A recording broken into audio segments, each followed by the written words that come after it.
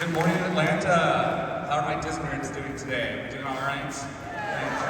We've got some fantastic friends with us today. How are y'all doing? Great. Paige, what's up? Thank you for making it to Atlanta for these fun comic shows, these little convention spaces. Now, we all started with the world of your princess journey.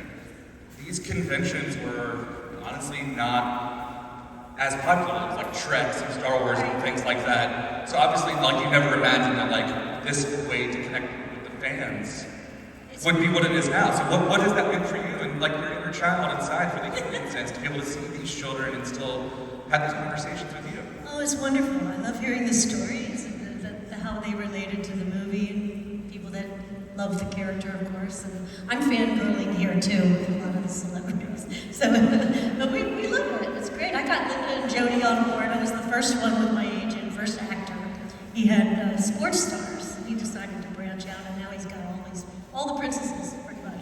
Yeah. I always say if it weren't for Paige, I wouldn't be here right now because I really was not understanding what they were asking me to do. They've been asking me for a couple of years if I wanted to come to one of these events, and I was like, and do what? I thought they were asking me to perform. I'm like, do you want me to do a monologue? I don't know. Well, it's great meeting the fans, and then we get to visit. Yes. Linda and Jody and I are all close friends, so we have the princess thing going on the phone all the time.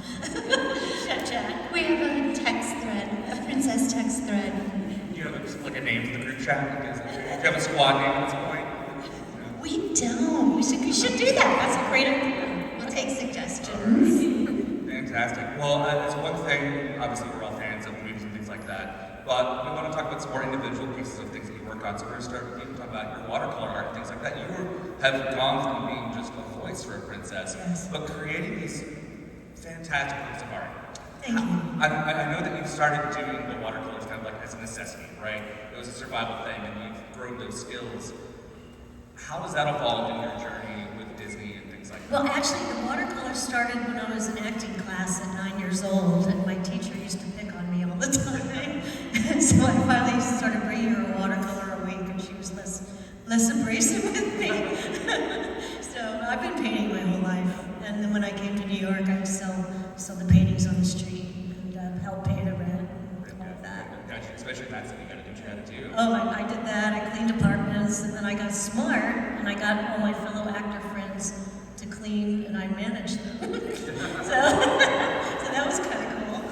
But I love painting. It's a great creative outlet. How did you end up being involved in actually doing like official art on behalf of the company and for sales and things like that? Where did that step come in? Well, one of their artists had an actual event on Beauty and the Beast, and he was showing his paintings, and he said, we wanted me to be a guest as Belle, but he said, I hear that you also are an artist, you want to bring one of your Belle by Belle's, and I did, and it sold that night. And the president of Disney Fine Art was there, and he said, we want to hire you, so let's sign you with us. So it was great. I'll never forget, though, the first day I went in to sign, and I got to the actual studio where all of those artists are featured, and Toby Bluth's on the wall, and I got there, I said, Michael, let's get back in the car and head home before they see me. I don't want to embarrass. It was very intimidating, but... A bit like an imposter syndrome kind of kicks in. You're like, why am I here? Yeah. The awkward. Yeah, but like, you very much belong in the space. So I'm glad to see that skill continue to be something that started with something that you loved and now allows you to continue that love and pay it forward to others. Thank you. I'm very, very grateful. Fantastic. Now, on your side, we were talking theme park stuff before we came on and how we're haunted mansion nerds and things like that. What is it about the theme parks, the excitement, and things like that? Obviously, like you've got the professional connection, but as a fan, what do those spaces mean for you? So I grew up in Minnesota, and I was nowhere near a theme park. So Orlando was far, Anaheim was far, and I really went one time as a child to the parks. But I always dreamed of living in a place that was warm, and then I could go to the parks regularly. And when I grew up and lived in California, I used to go all the time with my friends when I was 20 years old. And I really got to experience it as an independent young adult. And I ended up playing a character that was an independent young adult, and it was really like that connection to the parks for me also became that connection to my character. And I just love going now too, and I live in New York, so I still don't live close to the theme parks, but I get to go a lot more now because of work that we do there. And To go with your magic card. yes, We both, when we became legends, we got a magic card. We did. Or whatever. Yeah, check the flash dive. It's so funny. If you go like, they don't know there's you're going, and Michael and I went, and they put the little card through, and all of a sudden, all these people showed up. They're like, okay, there's like a little button. It's a machine. Like the science of that theme park, like I fell in love with theme parks because of how organized it is and the science of it and how we, for better like control people to find enjoyment and see things out. Part of that is how much work goes in behind the scenes Oh, to yeah. put that together. So when you like flash the card, the well machine comes out. The fact that you have that, who would have thought of that? I know, it's crazy. And then it's funny, we love to do that and surprise them. Yeah. There's so much there, there's so much detail, there's so much to enjoy. You could go multiple times a year for the rest of your life and you'll still discover something. So true. What's one of your favorite days like there? If you're just gonna go and just like, if you could have a perfect day, we're quoting perfect there. A perfect day, I probably just stay on Cosmic Rewind all day long and then I have lunch. I love the thrill rides, so I would just go from thrill to thrill. I'd probably take my magic carpet, go from Cosmic Rewind in Orlando, and then hop over to Guardians of the Galaxy in Anaheim. I know we have Tower of Terror in Orlando, so I guess I could just do that. But yeah, I love the roller coasters, I love Incredicoaster, and I love Soarin'. It's like my favorite. Classic. I It's love a it. nice, relaxing kind of space. I will say, the first time I did the Enchanted Tales with Belle thing, I don't know if anyone has been there, but like, I don't want to necessarily spoil it, maybe you go, but like, it has one of the most fantastic effects I've seen for getting people into the stage and the show space. Do you remember being blown away by that? Do you have a core memory when it comes to seeing that cool effect for the first time? Because now you're like, you have this voice, this character, and now you're literally walking into a world. No, it was amazing. And the girl who played Belle was astonishing. That good. I mean, really good. And I thought they didn't know who I was. I thought I was being discreet, And then of course she knew, and she told me she was like all nervous and shaking and all that stuff afterwards. But it was wonderful. I mean, it was great. And I love seeing how they train these characters so well that they represent us to perfection, pretty much. Yeah. There's that sense of like, everyone's going to be there. It's someone's first experience. It has to be consistently authentic and genuine. I don't know if you guys saw on the internet that Gaston that was confronted by that 10-year-old or whatever it was. That was classic. If you haven't seen it, Google it. She just confronted him for 10 minutes and let him have it. And he totally went in character and was quite funny. Yeah. Those are one of those roles that I feel like as fans, we're like, oh, these are the characters that get to have fun. And I feel like we've seen an evolution in those spaces where we're having a lot more fun. Maybe that's in part, with counter programming, like with Universal's doing that, maybe they've got more street characters. A throwback to the classic era street characters and things like that. It's just all about joy and seeking that joy. And I feel like you two being ambassadors in that joy has been such an integral part in our journeys in that as well. So thank you for that. So I do think we have some questions. We could talk all day, but I think we have some people lined up over here. We're going to kind of back and forth as the day goes. The day goes, the hour goes. Hello, I have a question for each of you. So for Miss O'Hara, I wanted to ask if you have any stories or experiences from working with Howard Ashman and Alan Menken. And then for Miss Larkin, I wanted to ask, what's your favorite Disney theme park outside of the U.S.? Oh, that's going to be easy. Let me go first. Okay. I've never been to one outside the U.S. I know. I've only been to Orlando and Anaheim. So it's a dream of mine to go to Tokyo. We were talking yesterday about Paris. I haven't been to Paris, Disney World yet. I I have. mean, that has to happen, right? Yeah. Actually, the Hong Kong was pretty great too. Lea Salonga and I were singing a concert there the night that Hong Kong Disneyland opened. That was so cool. I mean, we were about to pass out because it was 98 degrees trees and 90% humidity, and they had oxygen for us in the wings. They were putting ice on us and stuff. I forget the makeup, it all came off. But we had so much fun. It was great. But it was great. I love that one too. But I haven't been to a lot of them. I need to. Yeah. Do you have a favorite? Oh, well, I haven't been outside of the U.S. either, but I love Tokyo Disney. Yeah. And in terms of Howard, truthfully, the whole film was Howard's vision. And there were a couple times when some of us on the artistic side, the directors would stray from that. They'd always come back to what Howard saw. And that's pretty much, he's the one that was the visionary for this movie. And a lot of my character, like Jody, and I think Linda said the same thing, our characters do have part of Howard in them. You know, definitely the sense of humor. So, Thank you. thank you. Thank you. Good question. Hello, friend, come on up. This is for both of you. What's your favorite line from your movies? Favorite lines.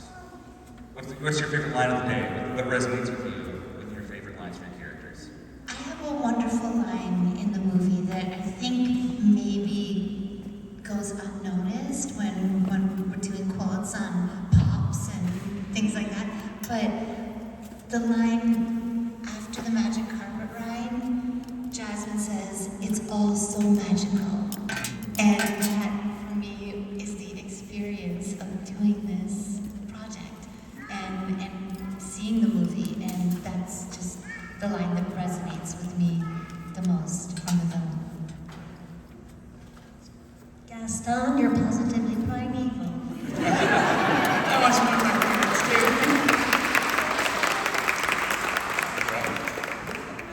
Hey, I was wondering, my question is for both of you.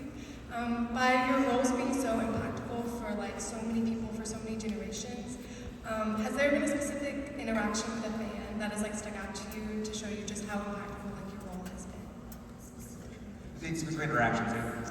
When did you know that your role was impactful? Yeah.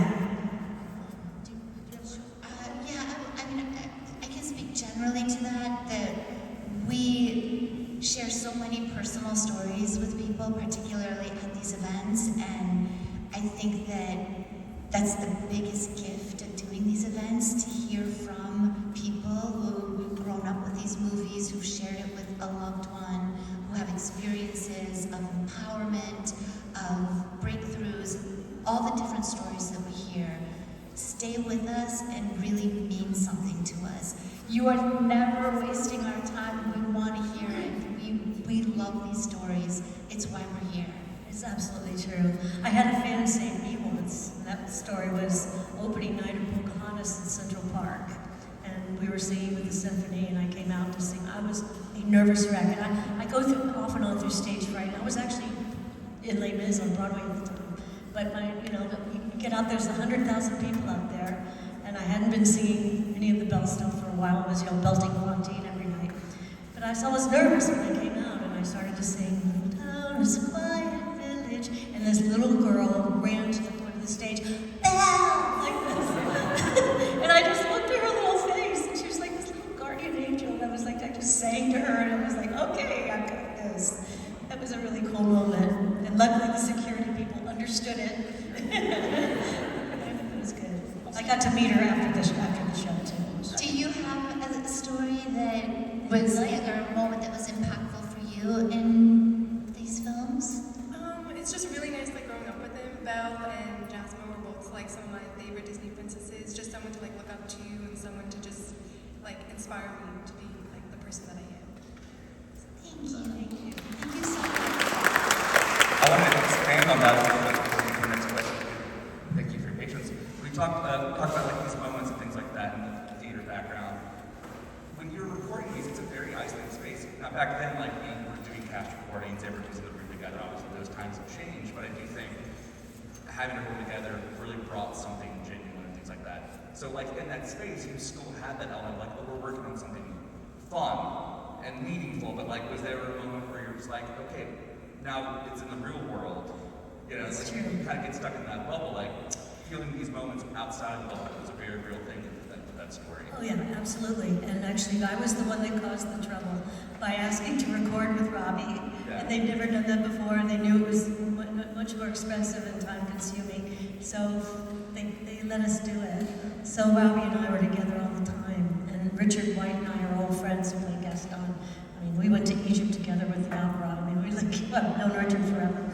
But Robbie and I, we got to record together. But once it was obviously on the big screen, which was in Lincoln Center, the unfinished version, I think you guys know what that is. Some of it was fully animated, some of it wasn't. A lot of it wasn't.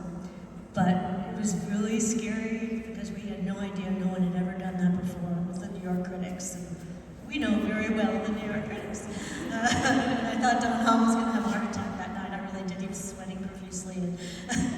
But after the first song, they burst into applause, and we knew that night it was going to be something With special. your background, you've got the real-time feedback, but Yes. like going to film and things like that. Yes. You know, both you, as children doing theater and then moving into this, Yes. it was a shift of that kind of environment. Exactly. That's right, because we do work in isolation basically and in secrecy because everything is so, a surprise, right? So sometimes we didn't even know what we were going to be recording when we went into the studio, right? Well, they'd rewrite. We'd be recording for a few days and go away for a month or two, come back. Maybe that scene, like the whole Be Our Guest scene, was initially sung to Maurice, and so they threw away like 3 months of work because Howard said it has to be with Belle. So, these crazy things happen, but it was wonderful.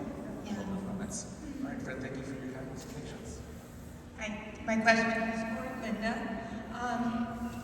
Jodie put out her memoir a few years ago, and one of the things that motivated her to do it, according to her Q&A, was that some of the stories she had with, say, Howard Ashman would be lost if she didn't tell them.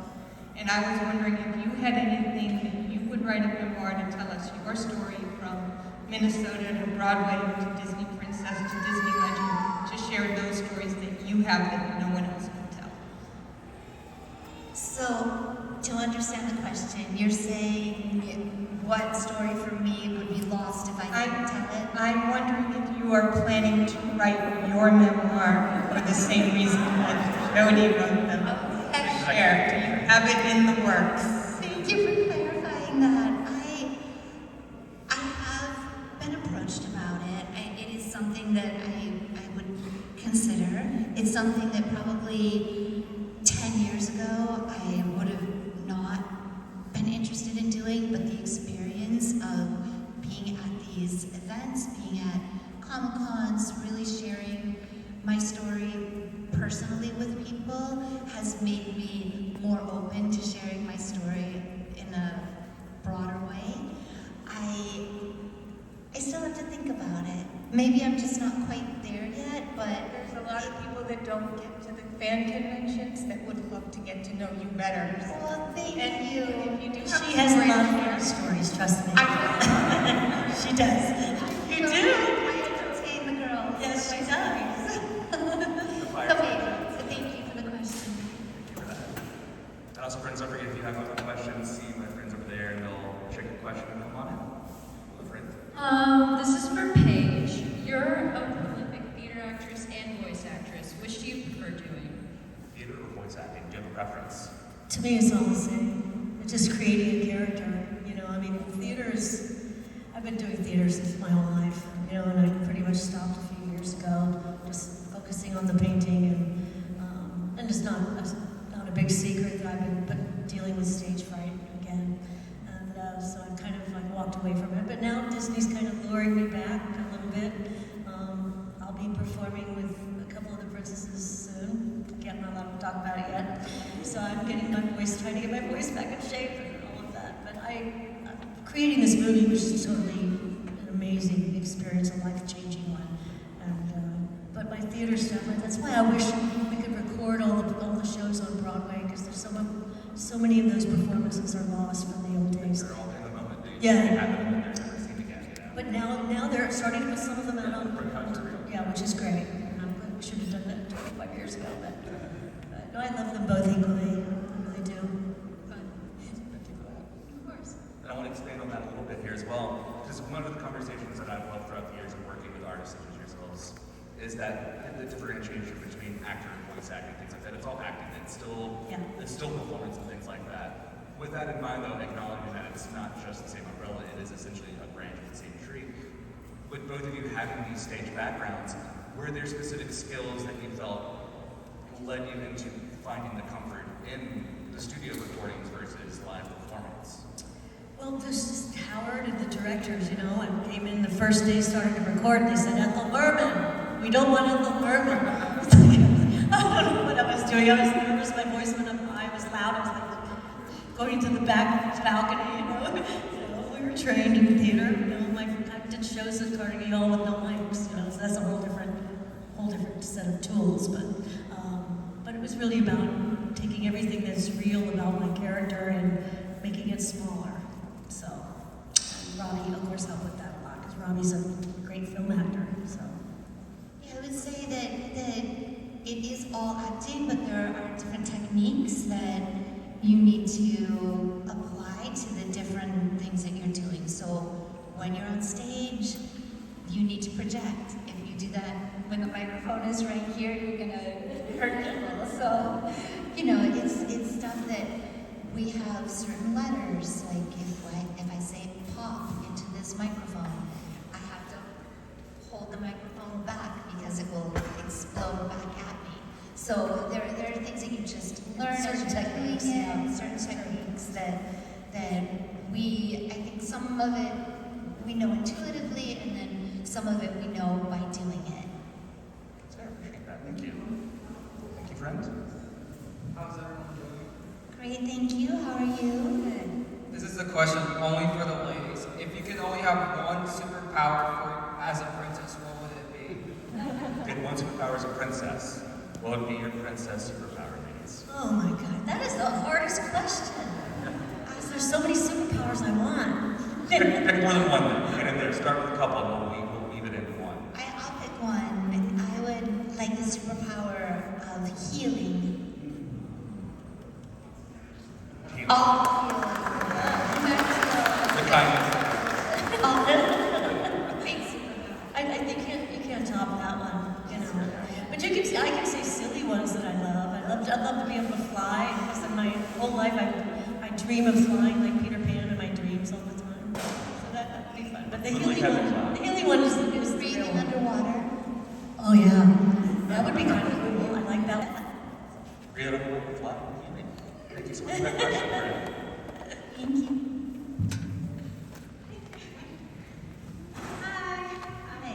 Huge fans of both of you. This question is for both of you. What is it like playing characters, looking back, playing characters who were ahead of their time in a lot of ways?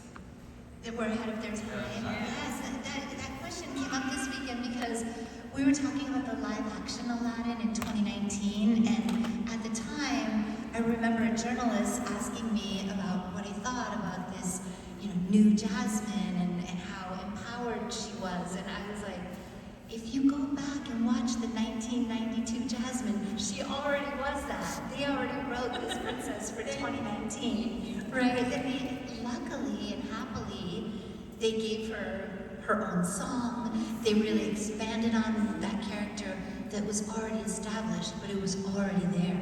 We were very fortunate that at the time when we did our films, they were really thinking ahead with these princesses and giving them agency. Absolutely. And actually, Linda Wolverton has a lot to do with that with Belle. Her independence, her strength, her passion. Linda Wolverton is as much Belle as I am. And it's kind of wonderful, that she has gone on to write other strong women as well, like the Maleficent movie and whatever. But it was about time. It's about time that we got the princesses up to date. For sure. Thank you all so much. Thank you. I want to expand on that as well if we can, because we're in an age of remakes, and I feel like remakes, pros and cons, we could talk about them all day, but what's important to me is remakes still get people to the table. It still brings people into the conversation, and especially as theater nerds, when we talk about these remakes that happen in film, these are shows that have already been remade and adapted for stage. This is a story that tells all the time. These things will always be told. How important is it to you that these that you mentioned are being updated? Yes. It's not, the story still maintains, the character still maintains, but Of course.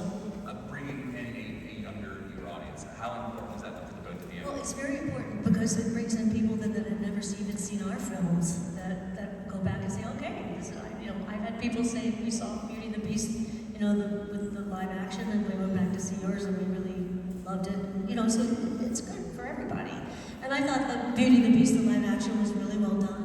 And it was different than ours because when you make the Beast a man that's educated, and it makes it a lot more dangerous. And so it was at a different tone throughout the film. Whereas Robbie was a teenage goofball, you know, and innocent and uneducated. So it made him more vulnerable. But I thought they both were wonderful, and Emma did a great job. And I love the fact that she was an inventor as well. You know, that A was little more agency in that character. I thought that was wonderful. Yeah. They did that, and she stole my line. I had a line, yes, that I ad-libbed at the very end of the movie when she's touching his hair and looking at him, and she says, "Do you think you could grow a beard?" They cut it. She put it in. I was so happy. Emma, thank you, girl. Yeah. So for you, obviously we kind of touched about for Aladdin, things like that, and you have interviews too. What do you think is important, you know, with remakes? Like, why do you feel personally, not just Aladdin and your films, but this idea of like old is new again and things like that? Where do you feel like it fits in the conversation as a whole?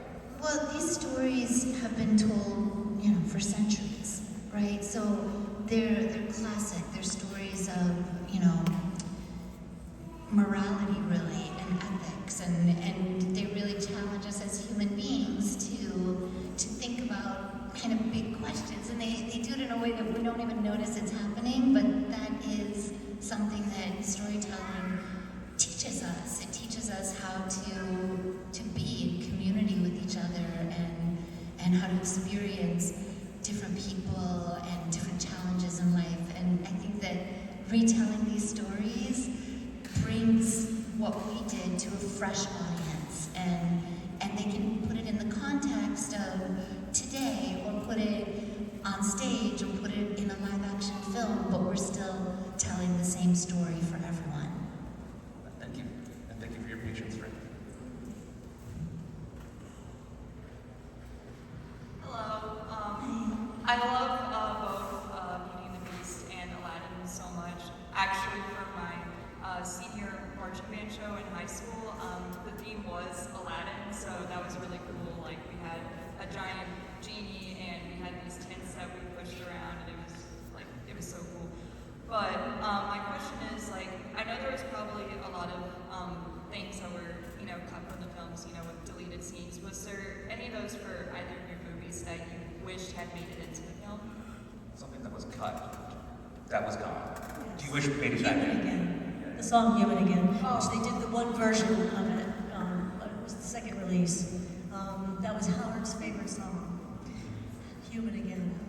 And, you know, of course, in retrospect, we didn't know Howard had AIDS until really towards the end, before the film came out.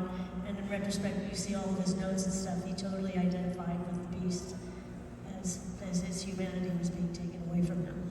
And I think that was a mistake to keep that out of the original, but I don't know. They say that, you know, it had a special place in that one version, and of course, it's a huge number in the Broadway version. It stops the show. Oh, yeah. I think of Howard every time I see the show, and I stop at the show, Howard. I know you're watching. So there was one like that in Aladdin as well. There was a song that, if you've seen the Broadway production, you've heard it, Proud of Your Boy. Oh, that's right, that's right. Yes. And when you think about what Howard was going through at that time, and, you know, to sing this song to his parents, that I'll make you proud of your boy, it was such a gorgeous song, and they cut it because they cut the parents in the animated version of the film, but that song was meant to have a life, and when they made the Broadway version of the show, it again is a showstopper. It's just an incredible song that Aladdin sings, and it's beautiful. I'm glad they brought that back for the Broadway show. Me too.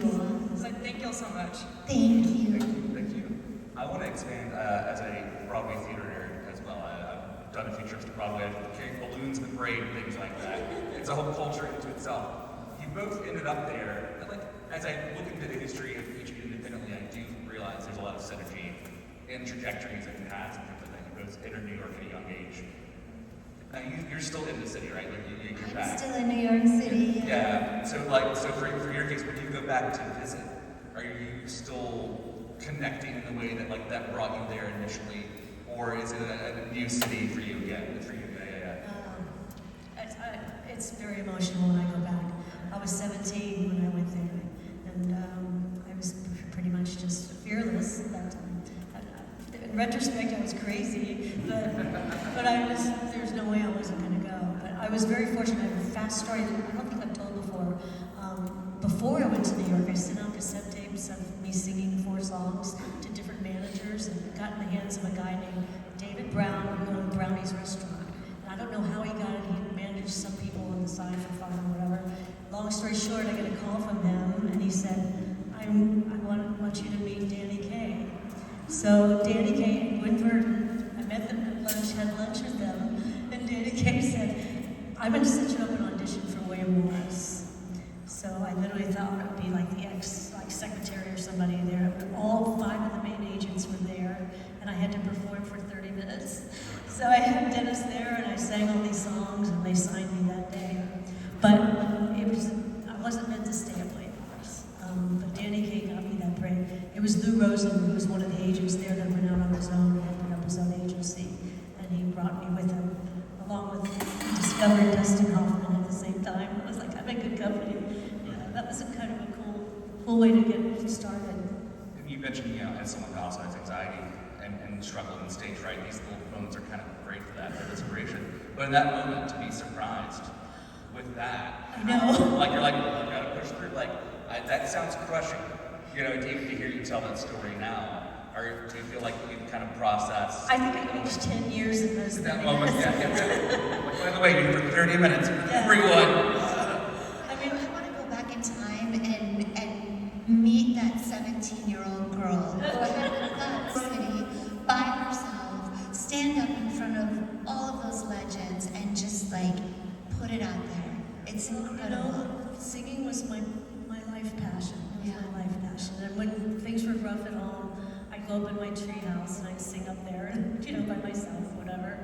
And it was always something when I realized I had to really train though. I would sing. When I learned to teach myself soprano, I was always a belter. I would train 4 or 5 hours a day, singing with Maria Callas and my coach. So it was something wonderful. I do miss it, but I guess there's part of me that I get frustrated that I can't sound as good as I did then. So, yeah. There's that sense of what is lost was never found again. Yeah. But at the same time, as we've discussed, that inner child is still there. Of course. And so as long as we're feeding that child inside, Yeah. it helps us anchor those moments of I know I can't do that, but I could. Yeah. And that still is a thing that happens and still Exactly. continues to happen for yourself. So I love that for you. Yeah. Well, And these events help us find that inner child, because that's really what everyone is here doing. We are experiencing our joy in our childhood, and we feel it from the people who share it with us. I hope that you feel it from us as well. We're really here to live that. And I think it's kind of important. I need to mention too. I found a church when I was there that was behind me 100%. Community there. And and helped me with my faith and my walk that way. And I was very, very fortunate to have that. You went on the journey alone, but you quickly found support. Oh, yeah. You found the community, you found your tribe. And they could care less that I was, doing Broadway or whatever, but and then those days I just get up and sing a hymn or whatever. I can't believe I don't have that kind of, I don't know, my husband says my 6 inches are my big problem. Yeah. But it's all good. The perfectionism is someone who's neurodivergent. Perfection is the enemy of good. Oh, exactly. That's my quote. We struggle if I can't nail it the first time, then why bother? Yeah, I know. We start before we stop before we even start. Yeah. And I think trying to overcome that journey for ourselves individually, many of us have that challenge, right? And so I definitely love that you share that with us. Not in the sense of oh my God, the normal things. There is a sense of normalcy, to have these conversations. Hopefully empowers you, empowers others to be how can we Oh, absolutely. on an individual journey with that? Well, you know, I got back to singing this past year with Susan Egan asked me to sing with her, and I was, I was terrified. And Disney would send out Ben, this coach from New York, to come and work with me, and so I kind of got back on the horse again with Susan. But I couldn't have done it without her that time. I've met Susan a few times, absolutely. You all know Susan Egan, of course.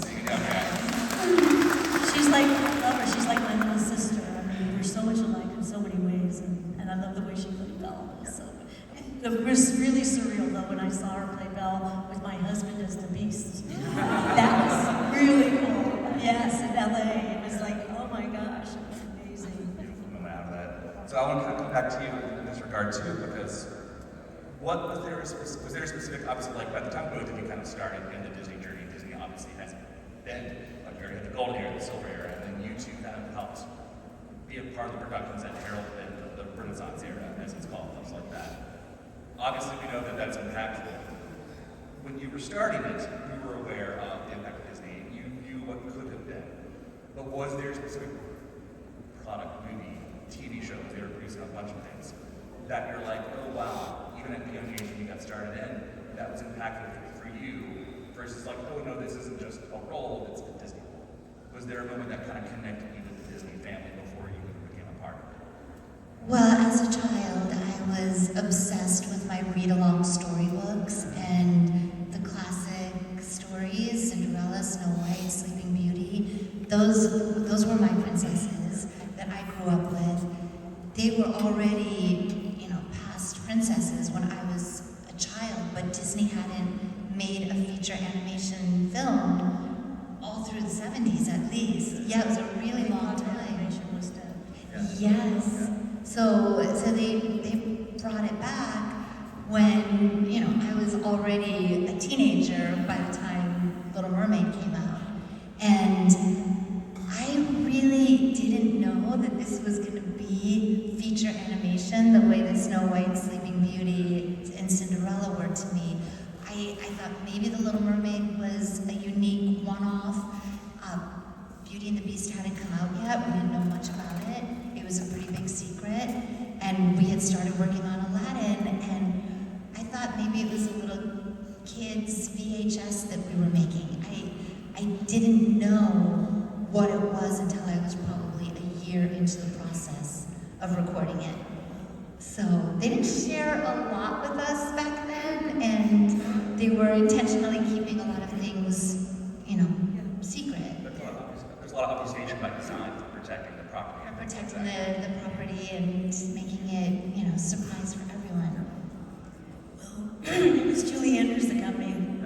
Yes, as I saw Mary Poppins, I said, I'm going to be doing theater, I'm going to be doing this. So.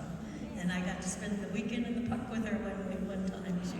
We were there for an event, and I was so nervous, fangirling. And Michael said, Julie, where's Paige? Where's Paige? Yes, Julie Andrews, yeah. And she thanked me because I had gone on for her when she got sick for The King and I at the Hollywood Bowl. And I learned it in like 3 days. And yeah, it was crazy. Richard White was the king, and Leia Salonga and Pima Bryson. It was an amazing experience. But I fell into this magical perfection of performance. Yeah. it was crazy. But she said, thanks you for doing that. That was so wonderful. And she said, by the way, I'm by myself this weekend. Would you and Michael like to hang out with me?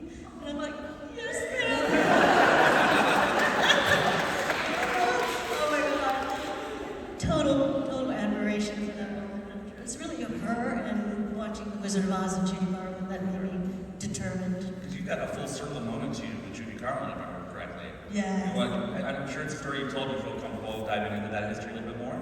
Oh, the one about doing the role? With Judy, Yes, actually, they were very protective. The daughters, Lorna Luft and Liza Minnelli, of anyone playing their mother.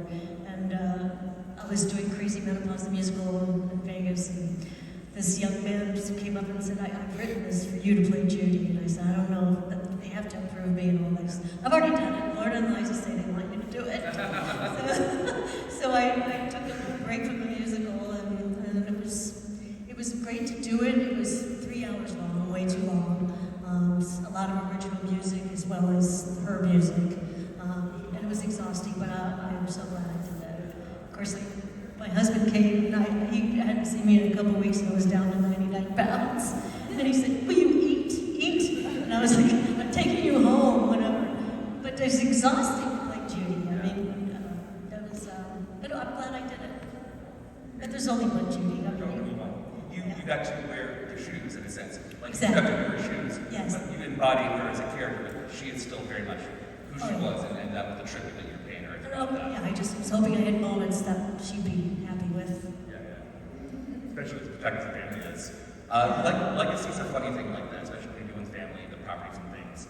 And for both of you too, because like you've also, these characters, again, when we started your journey, who knew what the future would be? And video games were back then, like arcade games and things like that. And now since there's the Kingdom Hearts games, and then you've got trickling down things like that. What was that experience like for either of you or both of you to be like, all right, it's still recording, we can still work, but it's yet another chapter in the legacy of you as a performer and the characters that you embody? Yeah, the journey continues to unfold. Even recently, I guess, was it 2017 we did Ralph Breaks the Internet? That scene still is, it was that. That was great. And we had the pleasure of all watching it together for the first time. Standing backstage at D23, where they brought us to surprise the fans. You had to show a snippet of it. Yeah, it shows a clip from the movie, but they didn't tell them that we were all there in person. And that was a really special moment because Jodie Benson came out and everyone was like, oh my gosh, Jodie Benson's here. And they were really excited. And Jodie said, and I would like to introduce my friend, the voice of Belle, Paige O'Hara. And we're like, Jodie and Paige, oh my God. And then Paige said, and I would like to introduce my friend with the Larkin voice of Princess Jasmin. And then they knew. When it got to the third person, they knew it was going to be all of us. Oh, yeah. And it was just, people were on their feet. It was incredible. D23 has become like an age of conventions. I've been working conventions, early 40s for 25 years, like fresh out of high school, working conventions here in the city. And to see how it's evolved beyond just geek as a side story to a prominence, and Disney leaning heavily into the D23 and things like that. That's created, it's more professional, not professional, but in a sense of like focused space for these stories, and to have these moments, again, we're talking about the obvious age of protection of the brand and the IP, but to have these moments like that, you know, Disney has the term architectural experience. Exactly. And I think for these events like that, they know, again, it's the science of the theme parks, it's the science of the brand, how to get the fans involved. And like the Legends last year, you know, we had the salute to Mark Henn, great man. And all of us got together. That was weird coming out on that stage though, wasn't it? Oh, it was, first of all, we thought we were going to walk off the stage because You couldn't see anything in all the fog that we're doing. And I couldn't see the teleprompter, so I had to bring my glasses. it was, we didn't really know what we had signed up for. They said, could you all come out and introduce and present Mark Henn, our animator. He had animated Belle, Jasmin, Ariel, Mulan, and Tiana. And they brought all of the original voices of these 5 characters. We were like rock stars then. Oh, so fun. They totally got you that. So we were like, okay, we're going to present the award, and we have been at D23 and on the stage for the Legends Awards before, but this year they bumped it up in a way that It was like we weren't expecting. like the Oscars, you know, the way they did. Oh, it was really well. And it was at the Honda Center. It was, 15,000 people in a stadium, and we had our dress rehearsal a couple of hours before the event, and the fog was so thick, and they had us all 5 walk out together, and I don't know if anybody here has seen it, but you can see it on YouTube. It's all of our characters are projected in silhouette above our heads in our signature really color. It was really, really special, and we each got to say something to introduce Mark. But the fog was so thick that we didn't know where the edge of the stage was, and we were like, this could be a princess disaster. We all had long dresses on. I thought we were flying. High heels. Everyone's gonna see it. You're very aware of that moment. Yes. I forget who the person was that we took it off of. I think it was Anika. I think Anika was the one that was like, we're stopping here. She was a little bit off. Yeah. Come on, girl. Congratulations. Yeah. Yeah. And she had the most dangerous dress on hers. I know she did. Train on that? Yeah. Train on. Good girl. That's insane to me. Yeah, loved her, loved her. Well, friends, we are at our time. I want to thank you both so much, obviously, as a fan, but as a pro for these events. The kind of stories that you tell, I know that the audience always loves to hear. So I want to give a round of applause to the audience. Thank you all for being here so much. Thanks, you guys. And I have one request. Oh, go for it. It's Linda's birthday. Uh-oh. Look out. Can we sing happy birthday? You guys, we have to sing happy birthday to Linda for her birthday right now. We have to do this. Okay, ready? On the count of 3. 1, 2, 3. Happy birthday